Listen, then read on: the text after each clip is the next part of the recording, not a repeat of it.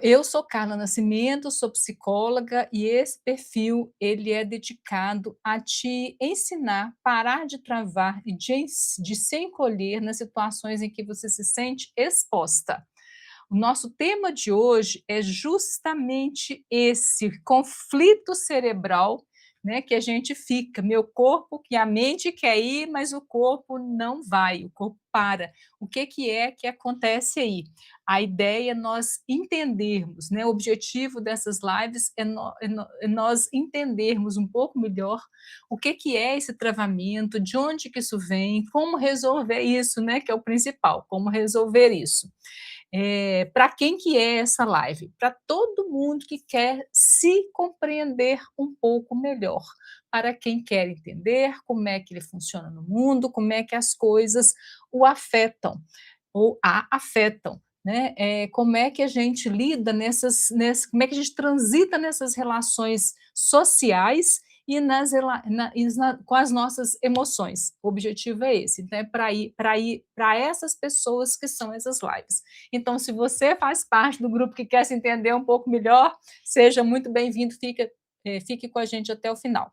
Hoje nós vamos entender um pouquinho mais sobre a geografia do travamento, o que é que acontece com o nosso cérebro. E aí, para nos auxiliar, eu trouxe hoje nada mais, nada menos do que o Kahneman, Daniel Kahneman. Tá tudo invertido, né? Ninguém consegue ver direitinho o livro. O livro é O Rápido e Devagar, do Daniel Kahneman.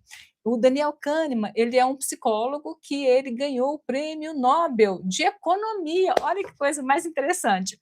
E ele vai dizer nesse livro sobre esses dois sistemas que nós temos no nosso cérebro, que ele chamou de sistema rápido e o sistema devagar. E aí nós vamos falar um pouco sobre isso, não enfocando tanto como ele, né, o enfoque que ele dá, mas dentro do nosso assunto, que é travamento. O que é que acontece aí que a gente quer fazer, mas na hora H, nosso corpo trava, congela, ou então foge, ou então briga, ou então qualquer coisa que denota um travamento. O que é travamento? Travamento é tudo aquilo que me impede de ter mobilidade emocional, ou seja, colocar um limite eu não consigo expressar a minha opinião adequadamente, eu não consigo defender um ponto de vista adequadamente. Por quê? Porque eu não tenho segurança interna para fazer isso.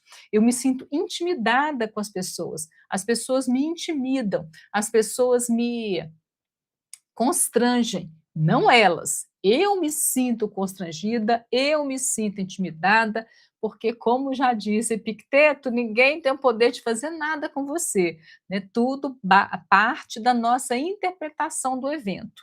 Exemplo mor, alguém na empresa fala assim, nossa, fulano está falando mal de você, e você fica assim mordida.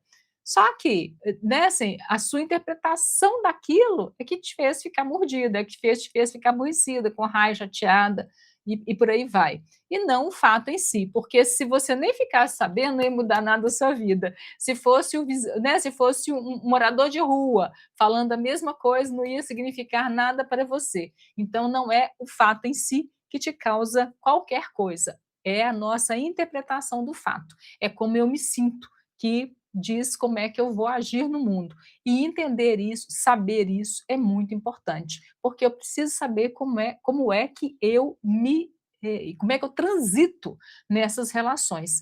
Por quê? Porque saber disso me dá escolha. Eu posso escolher se eu quero ficar com raiva ou se eu não quero ficar com raiva. Eu falo isso e muita gente fala assim: como assim, Carla? Mas a pessoa me fez ficar com raiva, eu não quis ficar com raiva. E aí há controvérsias, né? Voltando lá, peguei de volta Epicteto, que nos diz exatamente isso, né? Você tem que controlar aquilo que você pode controlar e abrir mão de querer controlar aquilo que não está em seu poder controlar.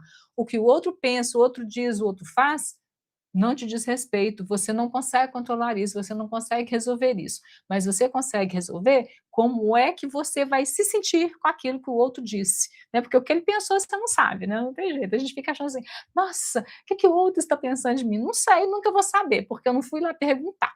O único jeito de saber o que o outro está pensando de mim é se eu for lá e falar: "Fulano, o que que você está pensando de mim?". E assim mesmo, né, tem um problema aí, porque ele pode não te contar o que que ele está pensando de fato, então eu nunca vou saber. Certo? Então, voltando aqui para o nosso rápido devagar, que são os 2 sistemas do nosso cérebro. Como você já bem sabe, nós temos várias estruturas cerebrais, 2 que eu sempre falo delas e vou falar a vida inteira, são o córtex pré-frontal e a amígdala. O que que acontece ali? Vamos trazer uns exemplos bons para a gente poder pensar essas 2 estruturas com metáforas. Vamos pensar que o córtex pré-frontal, o córtex é esse que fica logo atrás da nossa testa. Qual que é a função dele? É ser lógico, é fazer planejamento, é calcular risco, é calcular risco-benefício, é calcular, se convém eu me arriscar numa operação ou me proteger daquela operação. Ele faz todo o pensamento lógico, ele atribui valores às coisas, ele responde pergunta: "O que que eu deveria fazer? O que que eu quero com isso?". E ele é lento, ele vai consumir muita energia, porque ele precisa processar essas informações. Sabe quando você dá um comando muito grande para a IA, que ela fica lá pensando, pensando? É exatamente isso. Coisas mais rápidas, mais automáticas, ela te devolve uma resposta rápida. Ela cospe uma resposta, depois diz que gosta de falar cospe, que tem hora que ela cospe mesmo, tá? Tem que tomar cuidado. Mas a gente tem processos que a gente precisa de elaborar uma resposta, elaborar um pensamento, elaborar uma conclusão. Tudo isso passa pelo córtex pré-frontal. E aí, o que que acontece? Como eu acabei de dizer, ele é mais lento. Por quê? Porque analisar muitos dados é devagar mesmo, né? E consome muita energia. O nosso outro sistema, vamos chamá-lo de segurança da boate, metáforas para ficar fácil a história. O córtex é o nosso diretor executivo, né? Lembra, ele é o diretor, ele está planejando, ele está elaborando, ele está vendo lá se a empresa vai ter lucro ou não vai, qual é a melhor estratégia para ter lucro, qual é a melhor estratégia para não demitir os funcionários, se aquele funcionário está produzindo, se não está, se ele pode melhorar, se não pode. Ele é o diretor executivo. O segurança da boate é o sistema límbico, e no sistema límbico eu tenho ali a amígdala, que ela vai fazer o quê? Ela está ocupada com a nossa sobrevivência, ela está preocupada com as emoções, ela está preocupada com impulsos, né? Eu preciso agir rápido, eu preciso resolver isso rápido. Então, ela é ultra veloz e ela é ultra instintiva. E aí tem uma coisa muito importante acontecendo entre essas 2 estruturas, porque se elas fossem livres para funcionar, como elas quisessem, a gente teria um problema dentro do nosso cérebro. Por quê? Porque eu não tenho jeito de ser devagar e ser rápido ao mesmo tempo. Então, na hora que um está indo, o outro tem que recuar, e vice-versa, né. Então, toda vez que eu tenho, que agir rápido, todo esse processo de pensar devagar, de pensar com lógica, de pensar nas possibilidades, ele precisa ser interrompido. Por quê? Porque senão, eu não vou conseguir ter agilidade. O contrário é verdadeiro. Quando eu estou lá raciocinando e o sistema, né, e o córtex está aqui tomando conta do pedaço, o sistema límbico, né, a amígdala especificamente, está aí mais de boa, né, tá mais contida, etc. Vamos chamar isso que tem entre um e outro de muro de Berlim. Altas metáforas. Por quê? Porque nem toda a informação passa de um lado para o outro com a rapidez que a gente precisa nas situações de estresse. Porque nas situações tranquilas, vai de boa. Por quê? Porque eu tenho tempo de raciocinar. Então, sentir uma emoção qualquer, vamos supor, vou entrar numa reunião e percebi que meu coração acelerou. Se eu tenho já um traquejo nisso, eu já tenho ferramentas para lidar com isso, eu já sei que eu preciso de me acalmar para poder raciocinar. Se eu deixar aquele impulso e aquela emoção tomar conta, não vai dar bom, né? Eu vou ficar vai me travar de alguma forma. Por quê? Porque a amígdala está detectando a ameaça. E toda vez que ela detecta ameaça, ela nos dá impulso para lutar, fugir, congelar, bajular. Então, ela vai dar saídas, saídas que já foram construídas durante toda a nossa vida para situações de estresse. Então, durante toda a nossa vida, a gente vai construindo saídas para situações de ameaça. Por quê? Porque a gente tem que sobreviver. É imperativo do nosso corpo, da nossa biologia, nossa e do resto de todos os seres vivos. O imperativo é sobreviver e reproduzir. Né? A gente na reprodução está em outro lugar, mas sobreviver sempre. Então, entre eu elaborar saídas estratégicas super elaboradas, né, elaboradas é péssimo, né? Se eu, né, assim, para eu não, para eu elaborar várias estratégias, eu vou gastar tempo, eu vou gastar energia. Se eu estou numa situação de ameaça, eu bloqueio o sistema, o cérebro bloqueia esse processamento. Para quê? Para ter saídas rápidas. Então, se a minha amígdala detectou um sinal de ameaça no ambiente, ela não vai me deixar raciocinar. Para eu raciocinar, lembra daquela história que eu falei ontem? Olha, barquinho no rio. Se você quer descer o rio, você não precisa fazer nada, só botar o barquinho lá, você senta dentro dele e você vai descer o rio. Se você quer subir o rio, você vai precisar de remar. Então, se eu estou com um impulso de ameaça. Meu coração disparou, eu já ruborizei, minha perna já deu um sinal, várias coisas estão acontecendo que eu percebo que o meu corpo está detectando um sinal de ameaça e eu preciso paralisar isso, eu preciso remar o barquinho. Né? Então, o que é remar o barquinho nessa metáfora? É eu dizer assim, calma, espera aí, 2 segundos, deixa eu fazer aqui uma estratégia de contenção para eu me acalmar. Uma estratégia que eu sempre recomendo para várias situações é a respiração 4-4-8. Tem um monte de gente que fala assim: nossa, que bobagem isso. Não, não é bobagem. Ela não resolve o seu problema, mas ela te acalma naquele momento. Por quê? Tem toda uma explicação biológica para isso. Quando eu respiro mais fundo e mais prolongadamente e expiro mais lentamente, o que acontece? Eu ativo o meu nervo vago. Esse nervo vago vai dizer lá para o meu parasimpático assim: atue. E vai fazer com que meu simpático dê uma freada. Deixa eu explicar o que é um e o que é outro. Meu parasimpático é aquele que vai me acalmar, que vai fazer a minha digestão, que vai fazer querer reproduzir, que vai ter várias atividades, que vai baixar a minha pressão arterial, que vai ter várias atividades para acalmar o corpo. O que é o simpático? O simpático é da agilidade, é a ameaça, eu tenho que correr, eu tenho que tomar uma providência depressa. Esse é o simpático. Ele vai despejar um monte de substância no nosso organismo. Os dois vão, mas cada um, né, no seu lugar. Mas o simpático vai me despejar adrenalina, noradrenalina, cortisol, várias dessas substâncias que você já ouviu falar e mais ou menos você tem uma ideia. Tem várias delas que você ainda não sabe. Por exemplo, você pode não saber tudo que a adrenalina faz, mas você sabe que a adrenalina te acelera, que a adrenalina, né? Então, assim, se falou em adrenalina, você já sabe que tem alguma coisa ali que é para dar uma acelerada.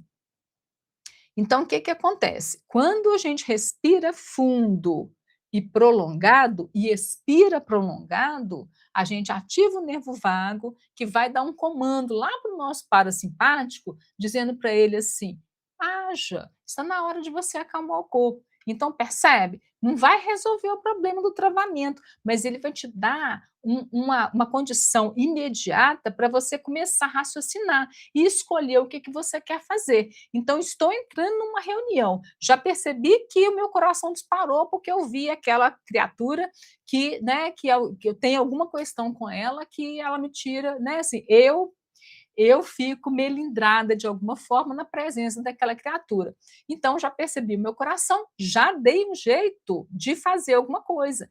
Então, isso é que é ter traquejo, né? Isso é que é você estar um pouco mais atenta aos sinais do seu corpo, para quê? Justamente para isso, para que eu não espere a coisa desandar para fazer alguma coisa. Então, percebi isso, tem jeito de eu dar uma escapadinha ali, né? Nossa, eu vou só pegar uma água, precisa te dar tempo para você poder respirar ali uns 2, 3 minutos. 2, 3 minutos são suficientes para te acalmar, percebe?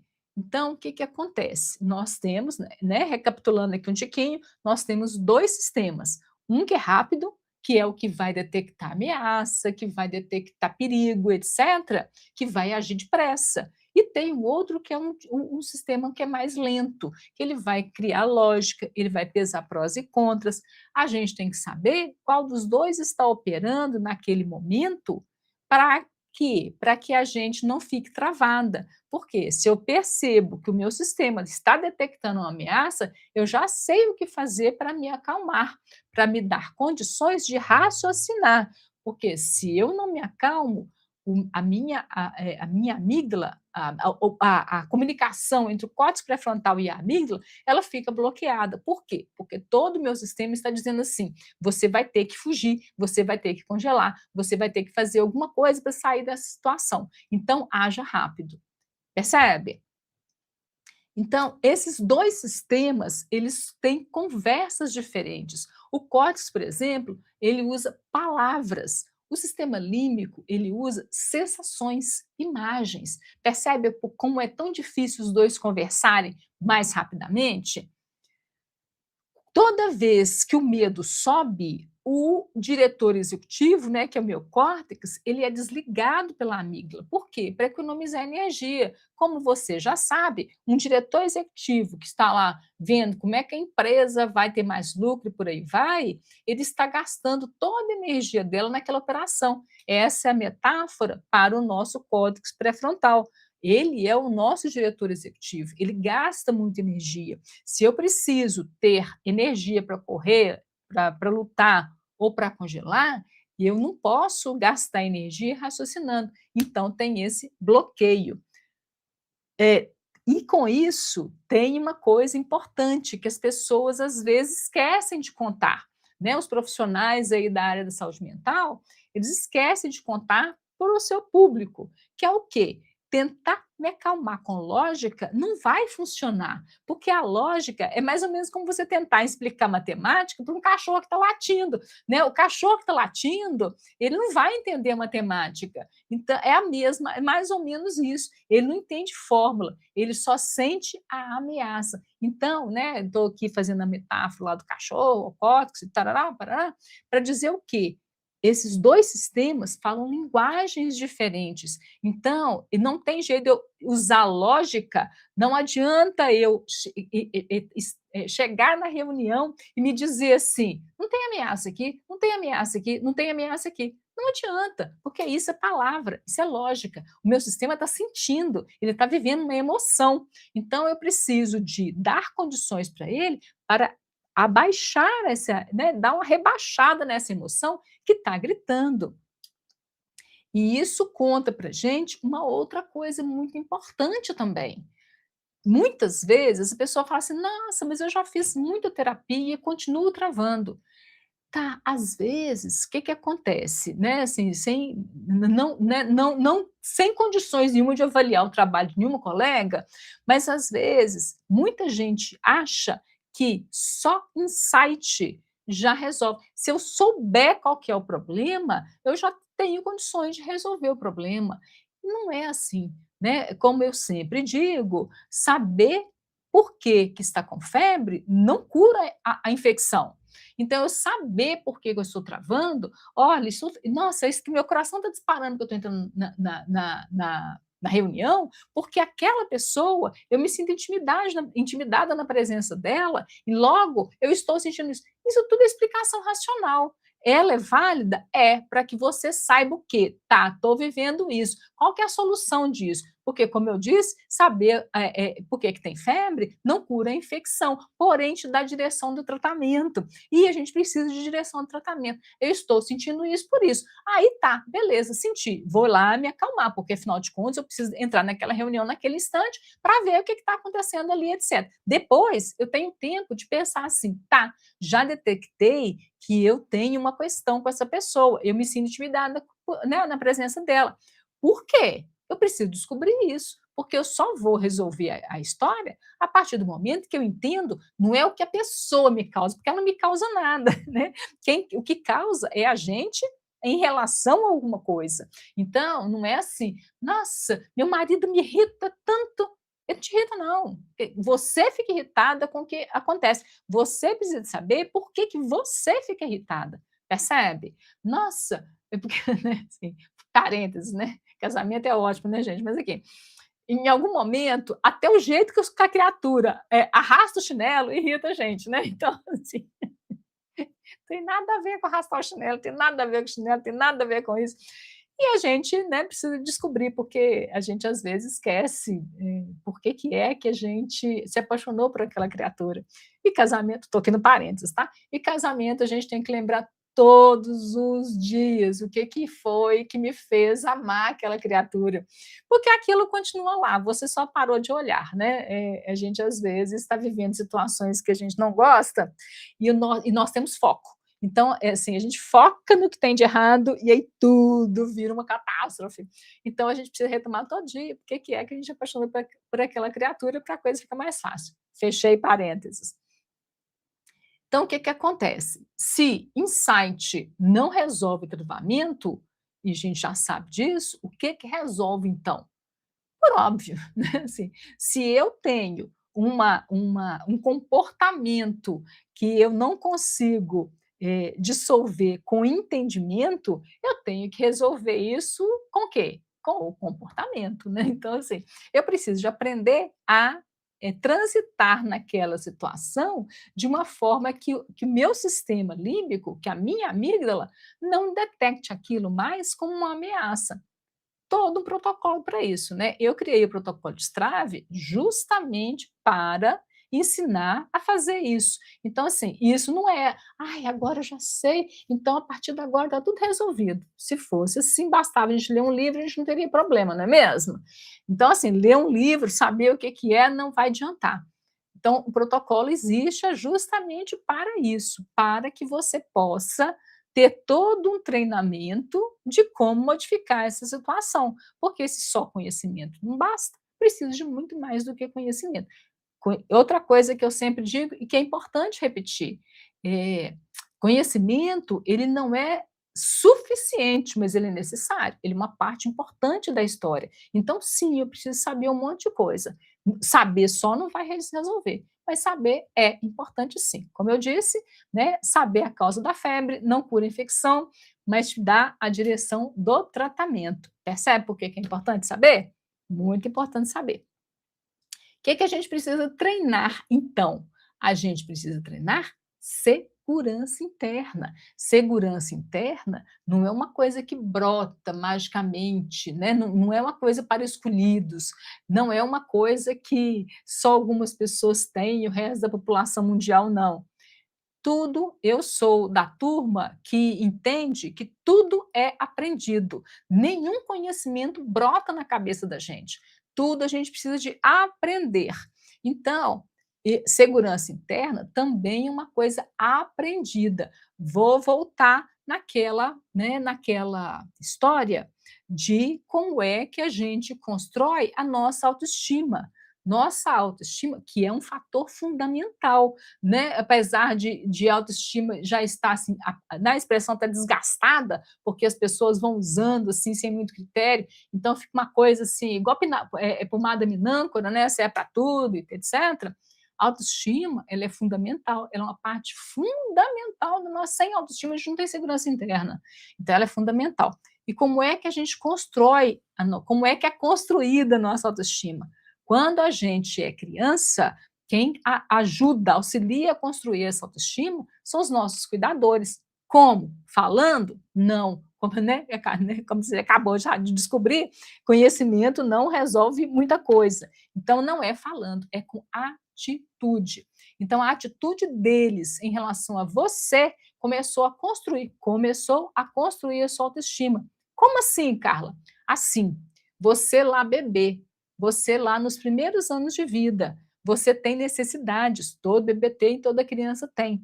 Se esses cuidadores, eles eram responsivos, adequadamente responsivos, isso quer dizer o quê? Você está lá chorando, com fome, esse alimento não demora horas para chegar. Você está lá precisando de trocar a fralda, essa troca de fralda não demora um dia inteiro para poder acontecer. Várias outras, isso eu estou falando de coisas concretas, né? Cuidados concretos, porque sim, amor é cuidado também, né? A gente mede amor, portanto, que a pessoa cuida de nós. Cuidar de nós é investir. Se eu tenho valor, as pessoas vão cuidar de mim. Se eu não tenho valor, não vão cuidar. Percebe como é que a coisa começa? Então, se esses cuidadores são suficientemente responsivos, não é assim, sabe assim, fez, tá todo mundo lá, não. É alguma coisa que tem que ser suficientemente boa. Esse suficientemente bom depende de pessoa para pessoa. Por quê? Porque não são só os cuidadores. A gente tem um aparelho cerebral que vai começando a aprender a decodificar o ambiente. Decodificar o ambiente significa o quê? Aconteceu alguma coisa, eu interpretei o que aconteceu ali. Bebê tem essa capacidade? Muito rudimentar, muito rudimentar. É por isso que a gente também não tem muita lembrança de quando a gente tinha 6 meses de idade, 7 meses de idade, né? Porque aquele momento a gente não tinha um aparelho cerebral que comportasse memórias para ficar aí para o resto da vida, graças a Deus, né mesmo? Porque, nossa, já pensou o tanto que era ameaçador o nosso ambiente naquela época? Então, se eu não tenho um aparelho cerebral pronto para poder decodificar adequadamente o ambiente, a coisa vai acontecendo. Então, à medida que eu vou amadurecendo, eu vou construindo, reconstruindo essas interpretações. Percebe por que não é um evento que esculhamba a sua vida? As pessoas falam assim: nossa, você precisa descobrir as raízes né, sei lá do quê, a raiz do seu trauma, a raiz do seu travamento, a raiz da sua angústia, raiz assim, a gente até utiliza essa expressão, mas ela é uma expressão complicada. Por quê? Porque a raiz não existe, né? Porque não é um evento, são vários eventos que eles vão reforçando ou modificando aquela interpretação que a gente fez. Então, assim, né, claro, você consegue localizar eventos. Ó, sofri um abuso na infância, isso é um evento, né, assim, dos mais significativos. Então, quer dizer que um não basta? Claro que basta. Muitas vezes você consegue localizar adequadamente, assim, coisas mais drásticas e dramáticas né, e graves, é muito simples da gente localizar.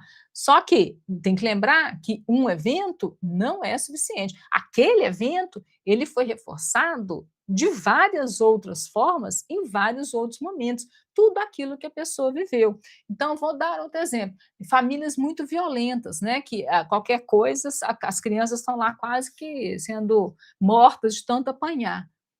Não é uma surra, né, é um processo que vai acontecendo ao longo do tempo.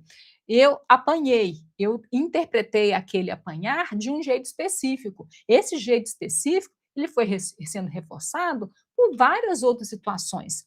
Então, assim, eu não consigo localizar uma coisa, né, eu consigo pensar determinados eventos e concluir, né, porque a gente completa lacunas, que aquele evento foi um evento significativo, mas com a ressalva de que ele não é o único, não é um, né, é um monte deles que vão acontecendo.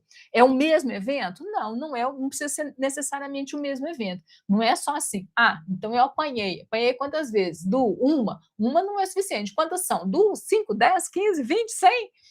Percebe? A coisa não é matemática assim, não é tão, né, assim. Por isso que nós, seres humanos, somos muito mais complexos do que uma explicação rasa. Complexo significa o quê? Complicado? Não, complexo significa que nós temos muitas variáveis, e essas variáveis, elas conversam entre si. Então, um mesmo evento para 2 pessoas, eles podem ter significados completamente diferentes, entende? É, como é que, né, a gente vai formando, a sua autoestima vai sendo formada assim, a partir desses cuidadores, até um determinado momento. Chega um determinado momento que já não são mais esses cuidadores que dizem o quem você é ou o que você vale. A partir daí, é outra forma, né, e de um modo geral, se você já está adulto, é você mesmo que vai fazer isso. Então, assim, significa o quê? Que eu não se eu não tive uma se eu não tive cuidadores responsivos, adequadamente responsivos, eu estou lascada? Não. Cheguei na idade adulta, estou lascada, minha autoestima está lá embaixo, então não tem mais o que fazer? Não, não é verdade. Né? Tem jeito de reconstruir essa autoestima. É um trabalho um pouco mais longo, um pouco mais. Não é longo, né? Longo é uma palavra ruim, né? Profundo é a palavra mais adequada. É um trabalho mais profundo, mas um trabalho super, super, super possível de ser feito. Claro, né, gente? Não é assim. É, outro dia eu falei isso e às vezes eu fico até preocupada se eu vou ser mal entendida. Mas vamos lá, vamos de novo.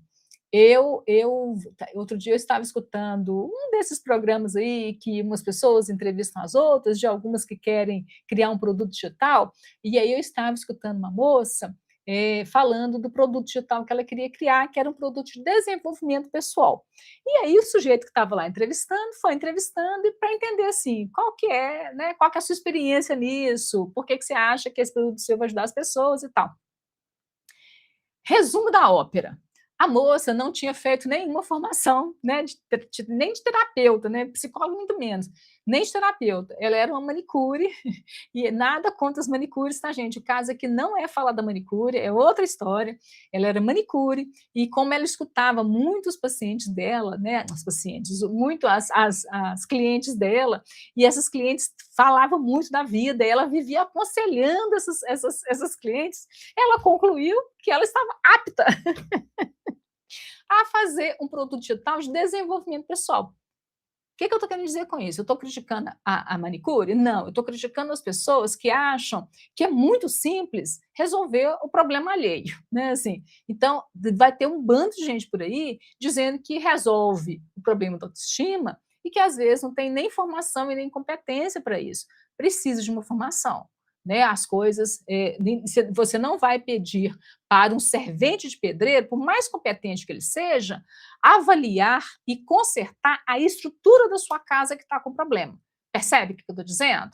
Então, assim, de determinadas coisas precisa ser muito competente. Você pode pedir para o servente pedreiro para ele passar uma massinha corrida na sua parede que está com uma trinquinha. Né? Se alguém já avaliou que aquela trinquinha só não é estrutural.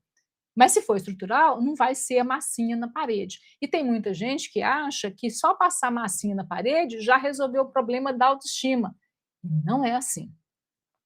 Então, né, assim, a sua autoestima vai sendo construída desse jeito. Você chega na idade adulta, você está com uma autoestima esburacada. Eu gosto de chamar de autoestima esburacada, porque essa metáfora do monte de buraco numa coisa que não podia ter buraco, ela é bastante visual para mim.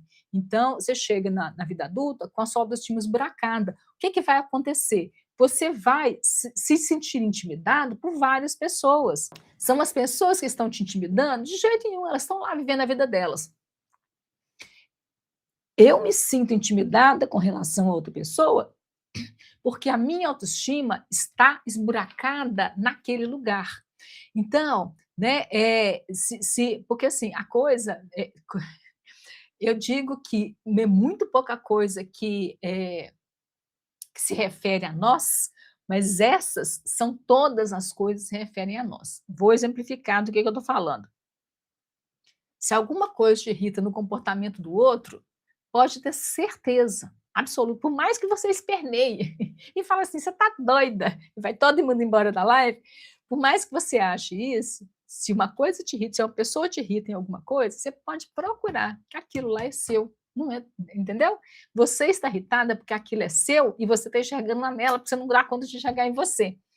Então, né, assim, tem muita coisa que é referente, gente, no que toca as nossas reações no convívio social. E nisso a gente tem que ficar atento. Por quê? Porque eu preciso olhar para essa minha autoestima. Porque se ela não estiver, né, assim, de bacaninha, eu vou ter um tanto de travamento, porque eu vou me sentir intimidada, eu vou me sentir envergonhada, eu vou me sentir, né, vou ter inveja das pessoas, eu vou um monte de coisa que não prejudica o outro, prejudica a mim, né, porque eu estarei impedida de transitar adequadamente nas emoções e nas relações sociais. Percebe qual que é a história? Então, assim, para que serve tudo isso? Para que nós tenhamos liberdade. O que é liberdade? Fazer o que eu quero? Não necessariamente, né? Porque assim, nem tudo que a gente quer fazer a gente pode de fato fazer, mas é saber o que eu posso e o que eu quero.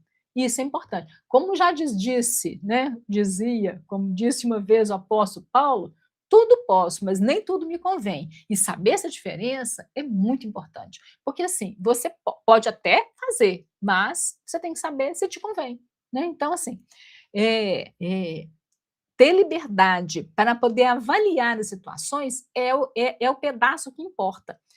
Do que eu estou falando? Vou exemplificar para não ficar confuso. Estou em uma situação, estou percebendo que aquilo, me intimida, me deixa frustrada, me deixa com raiva, me deixa com ciúme, me faz ficar arrogante, me faz ficar prepotente. Não tudo de uma vez, tá, gente? Eu estou dando vários exemplos para você entender que tem várias coisas que você vive, que você não está localizando, que isso é um travamento. Me deixa ficar com raiva. O que mais? Orgulho, prepotência, ciúme, raiva, tudo isso é medo e tudo isso é travamento. Então, assim, se eu vou identificando que eu tenho várias situações que estão me tirando da mobilidade emocional, né, estão me prendendo, estão me travando, estão funcionando como uma âncora que me puxa, isso eu preciso olhar, porque isso me tira a liberdade de existir. Eu deixo de estar confortável em ser quem eu sou em determinados contextos, né, eu começo a achar que para eu ser ouvida, eu preciso gritar. Gritar aqui não é só gritar volume de voz não, é impor a minha vontade, impor a minha interpretação, impor qualquer coisa. Para eu ser ouvida, eu não preciso impor, se eu sei, né, se eu tenho certeza daquilo em mim. Eu gosto de citar um filme que eu assisti, porque ele é muito útil para isso. Um filme que eu assisti há muitos anos, chama Noiva em Fuga. Tem uma cena em que a Julia Roberts, ela está tentando entender o que ela gosta, porque ela começa a perceber que nas várias relações ela é meio camaleão, assim, sabe? Vai se adaptando aos vários namorados. E aí ela não tem muita certeza do que ela gosta. E ela começa a experimentar. Com o quê? Ela começa com ovo, né? Porque tem uma cena lá em que alguém diz para ela que ela não sabia nem de que jeito que ela gostava do ovo, porque em cada relação ela gostava de um jeito. E aí tem uma cena muito legal que é ela, uma mesa repleta de ovo, que a americana sabe fazer ovo de 10 milhões de jeitos. E aí ela começa a experimentar cada um deles para saber o que ela gosta. Eu gosto de citar esse exemplo porque ele materializa, ele torna concreto uma coisa muito importante que a gente precisa de fazer sempre, nos perguntar que eu gosto, o que eu quero, isso me dói, por que que me dói, eu estou conseguindo dizer para o outro aquilo que eu preciso, não é o que eu quero não, aquilo que eu preciso, eu sei identificar o que eu preciso, ou eu só consigo saber o que eu quero? Às vezes nem isso, né? Saber essas coisas, a gente vai sabendo a partir de perguntas que a gente se faz, contanto que a gente se disponha a contar a verdade para a gente mesmo, não é para o outro não, é para a gente. Como eu gosto também de dizer, a gente não deveria mentir para ninguém. Agora, se você tiver que escolher mentir para o outro, mentir para você, mente para o outro. Porque mentir para você não é uma boa coisa. A gente vai se auto-enganando, a gente vai criando histórias na nossa cabeça para justificar coisas. Já viu mãe que assim, se o coleguinha faz, se o filho da vizinha faz, ela fica possessa, mas se o dela faz, ela diz assim, não, mas é diferente. Com a gente é sempre diferente, a gente sempre faz isso, né? Não, mas é diferente. Então a gente não pode ser assim, não, mas é diferente. Tem que saber, né? Assim, é ou não é. Quem que eu sou de fato? Essa imagem que eu estou construindo, se ela existe mesmo, ela é só uma ilusão de ótica, né, para mim mesma, entende? Esses outros que estão no mundo aí, esses outros estão onde? Só dentro da minha cabeça, porque assim, que outros, né? Tem CPF, tem RG, tem endereço. Eu sei o que que o outro está pensando, as pessoas se dizem muito isso, né? Nossa, o que que o outro vai pensar? Não sei, porque eu não perguntei. Eu só vou saber o que o outro está pensando se eu for lá e perguntar, fulano, o que que você está pensando? E como eu disse, né, no começo, às vezes nem assim, porque ele pode mentir para você. Então, assim, eu nunca vou saber o que que o outro está pensando. Percebe? Então, assim, ó, hoje, o que que foi o nosso tema de hoje? Conflito cerebral. Por que que a nossa mente quer ir, mas o corpo para? Por quê? Porque nós temos 2 sistemas. Um sistema que ele vai pensar prós e contras, vai avaliar, vai ter lógica, vai fazer planejamento, vai pensar em valores, vai pensar e vai decidir e vai organizar. Ele é um diretor executivo que está lá organizando a empresa para ter mais lucro. E nós temos também um sistema que é muito rápido, que ele está preocupado com o quê? Com a nossa sobrevivência. E aí, quando um está funcionando, o outro tem que dar um passo para trás. Por quê? Porque os dois juntos não funcionam. Cada um deles conversa no idioma. O córtex ele vai conversar com palavras, com insights, né, com coisas lógicas, com matemática. O sistema límbico vai conversar com emoções, com aquilo que faz o impulso, né, a sobrevivência, a luta, a fuga, e por aí vai. Ele é super veloz, etc. Então, os dois não têm a mesma linguagem. Para que um funcione, o outro precisa estar mais rebaixado. Como é que eu faço numa situação para rebaixar o meu sistema límbico e conseguir raciocinar numa situação? Eu vou utilizar uma ferramenta muito simples, muito rápida. Nossa, não custa absolutamente nada. Ela vai resolver meu problema? Não, não vai, mas ela vai me dar condições naquele instante de começar a raciocinar. Eu vou fazer uma respiração 4-4-8. O que que é isso, Carla? É assim, ó, eu inspiro em 4 tempos, então eu vou inspirando, contando devagar até 4, eu vou segurar 4 tempos, estou falando de 4 segundos, tá? Você conta 2, em segundos mesmo, não 1, 2, 3, 4, é em segundos. Eu inspiro em 4 segundos, eu prendo em 4 segundos e eu expiro em 8 segundos.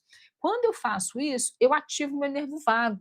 Quando eu ativo meu nervo vago, ele acalma todo o meu sistema. Então, acalmando todo o meu sistema, a amígdala fica mais quietinha e dá condições para o meu córtex pensar e raciocinar. Então, como é que eu saio dos apuros né, de apavoramento? Assim, é uma ferramenta muito útil, muito prática. Vou te dar outra, tá? Para você sair daqui com pelo menos 2. A outra é um aterramento. O que que é isso? Você vai sentir, você vai pensar, seus pés no chão. Por exemplo, só, se você está num ambiente que tem jeito de você sair do ambiente para poder fazer uma respiração lá, tá ótimo. Se você está no meio da reunião e você fala assim, nossa, eu preciso de alguma coisa, né, assim, muito concreta, vou fazer o aterramento. Você vai sentir os seus pés no chão, você vai colocar a sua atenção nas suas pernas, você vai sentir a pressão da sua bunda na cadeira, a pressão das suas costas na cadeira, como que suas mãos estão, sabe? Tocar coisas, sentir coisas. Isso é aterramento, isso também te ajuda. Eu, particularmente, gosto muito mais da respiração 4-4-8, mas isso é preferência pessoal. As duas formas funcionam. Então, você vai fazer o aterramento, por que funciona? Porque toda a sua atenção voltou para aquela coisa. Você parou de pensar assim, nossa, minha respiração está ofegante, nossa, meu coração está batendo depressa, nossa, será que eu vou passar mal? Nossa, o que será que está acontecendo aqui? Meu Deus, o que eu respondo para ela? Você sai desse lugar de ficar né, super acelerada e se acalma. Por isso é que funciona. Então, eu gosto do 4-4-8, da respiração, mas as duas servem. Então, você sai daqui hoje com 2 técnicas rapidinhas, fáceis, custa absolutamente nada, não investe dinheiro nenhum. Olha que beleza. De novo, vai resolver o seu problema? Não, de jeito nenhum. Porém, vai te acalmar. Então, por exemplo, pessoas que têm ataque de pânico, uma das ferramentas para você sair do ataque de pânico é você se acalmar, simples assim. Que acontece? Eu estou lá numa hiperventilação, respirando super rápido. Quanto mais rápido, né, quanto mais rápido eu respiro, mais eu me apavoro, porque é assim que funciona, né? Lembra que se você respira devagar, você aciona o nervo vago. Se você respira depressa, você está acionando o seu sistema simpático. Acelerar rapidinho, rápido, resolve aí, corre aí e tal. Energia nos músculos para correr e por aí vai. Então, se eu estou num ataque de pânico, por exemplo, eu tenho que lembrar que eu preciso me acalmar. Como é que eu vou me acalmar? Você vai para um canto qualquer assim, senta, não, vai para o banheiro, qualquer lugar que você quiser, faz uma respiração 4-4-8, se acalma, passa rápido, rápido, rápido, percebe? Então, ó, várias dicas hoje, tá certo? Se tiver alguma coisa, de novo, me manda no direct, pode me fazer perguntas lá, quer mandar seu caso, quer trazer, né, para eu poder trazer numa live, não precisa se identificar, não precisa de nada, só me mandar que eu leio todos os comentários, respondo todos os comentários. Agradeço todo mundo que esteve aqui comigo e nós nos vemos na quarta-feira, às 16 horas. Combinado? Um abraço para vocês.